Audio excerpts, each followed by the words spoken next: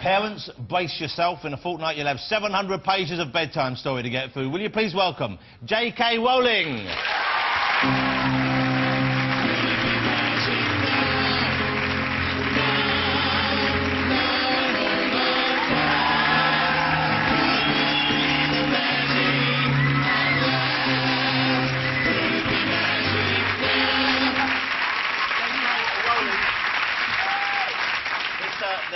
The J stands for Joanne, I believe, but Joe, but everyone calls you Joe. Yeah. And is the K isn't actually your name, is it? No, it's my grandmother's name. They wanted a second initial, so I took Kathleen. And is that my middle name. To make it sound more highbrow? Blokey.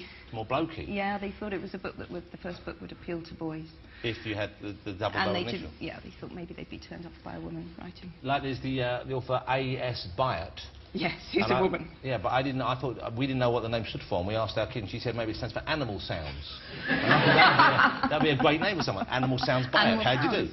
Well, Joe, thank you for coming on the show. Pleasure. I'm a huge fan of the books. Obviously, the kids have adored them, and you know, I'm speaking on behalf of just about everyone in the country, I think, when I say just how magnificent they are, and what a lovely contribution you made to our life. Really, it's genuinely, I feel honoured to have you here. So thank you for coming on, JK Rowling, who has created magic for us over the last few years. And also, I'm delighted you're here because I know you don't really give a lot of interviews. I don't ever. No. Do you find it easier now, though? Is it something you've just got more accustomed to the attention, or is it because the whole thing's behind you now? You finished the books. I think finishing the books it's definitely been a release. I feel more relaxed. I thought I could come on here now and crash and burn, and what does it matter? It doesn't matter. How much of your life have you spent with those books, with those characters? 17 years. 17 years? Yeah, I was 25 when I had the idea. Wow. And how long between you having the idea and the first book being finished and then published? Was it? 7 years. So I've been published 10 years. That's a long journey you went on there just to get it out there. Huge. And the first book, is it why you came up with the idea for the book? You were on a train? I was on a train. I don't even know what I was thinking about, and the idea just came into my head. OK. Before we talk about Harry and the huge journey you've been on with those characters, what do you have planned next? What do you have... Do you know what you're going to write next, or just a long break? I just want to take a break. I really do. Do you think you'll go back into fiction which works for children and adults like the Harry Potter books, or...? I honestly don't know, but I've said all along, and I still mean it, if I only ever write for younger people, I will never see that as second best. My wife the other night was reading a Judy Blume book to my little girl. Right. And I was listening in the background, and man, I got really caught up in this book. It was a great book. She wrote some great books. Yeah, and normally I'm saying, send her to bed so I can have sex with you. But last night, I was saying, I want to find out what happens on the summer holiday. Did she get the carpet she wanted? It was brilliant stuff. Did the first bar expedition work for her? Oh, I know that one. They go shopping for a bar. It was quite moving. Yeah, it is moving. It's a lovely book, and you know, and when fiction for children is written well, of course, it's second to none. I think so. But is it true? And I've heard this reported that when you started the books, you wrote was it the epilogue or the epilogue has been written the final book for years, yeah. And you had that kept safe all that time. Yeah. Well, they said I was keeping it in a safe. Of course I wasn't. I kept losing it. But yeah, I had the information in the epilogue. So you knew where you wanted to go with this whole sequence? Definitely, yeah. And did you never feel like changing your mind? I mean, because I know sometimes when I've spoken to authors, they get to know characters while they're writing them. They know what they want to do with them, but certain characters come to the fore more and you change your feelings. I changed it slightly. I have 2 characters I intended to keep alive die. But then that's been taken to mean that only 2 characters die in the book, and it's a bloodbath. It's a bloodbath, really?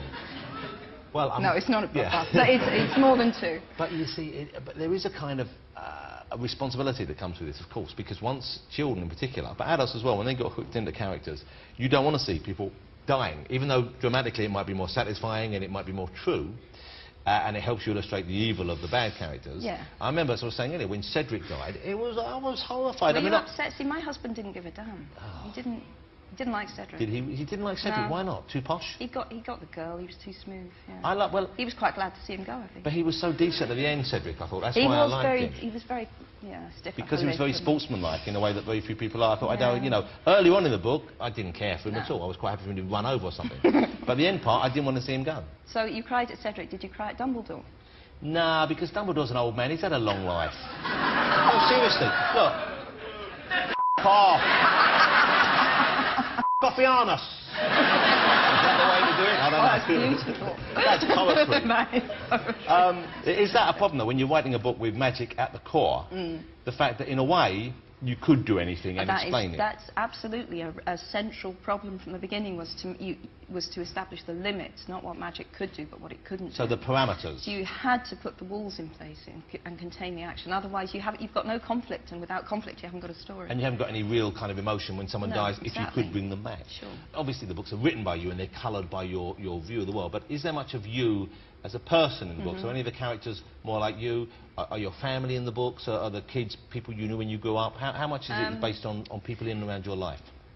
I think the three main characters maybe are all aspects of me. Hermione is most obviously so, because I was quite swotty, quite bookish, introverted when I was a kid, yeah. I became less so, and she becomes less so.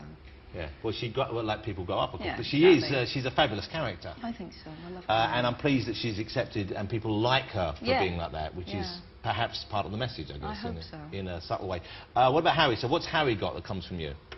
Well, he must come from me because he's totally imaginary, although various people have claimed to be the inspiration for Harry. It's absolute bollocks. So how does that happen? Someone says that's based on me. Who they just crop up. It's what, really irritating. People from school and stuff? Yeah. So that's incredible vanity to say it's based on me, even though you've said it isn't based on anyone. Yeah. But do they have a scar on their forehead and some sort of... Doesn't seem to matter.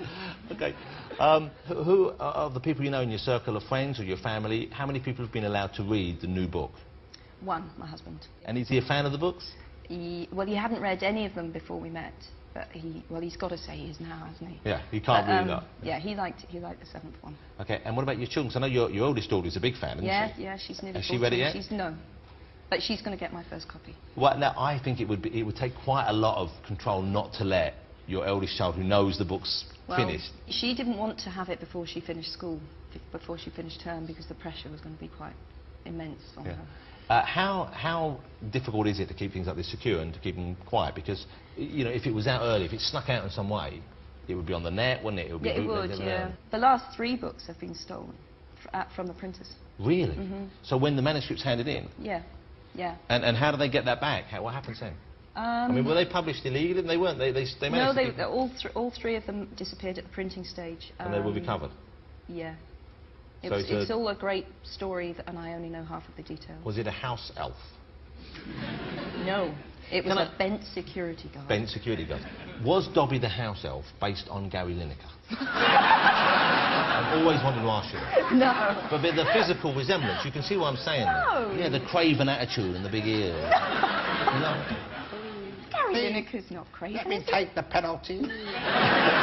Please, Harry, give me a sock and I'll take the penalty for you.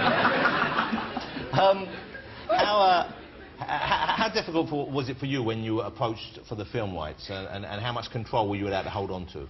Well, I said no initially, because Warner Brothers weren't the only people who wanted to do it, so I said no to everyone. And then Warner's came back and said, well, they thought it was a money issue, so they said, would you like a little bit more money? And I said no, and my problem was I didn't want to give them control over the rest of the story.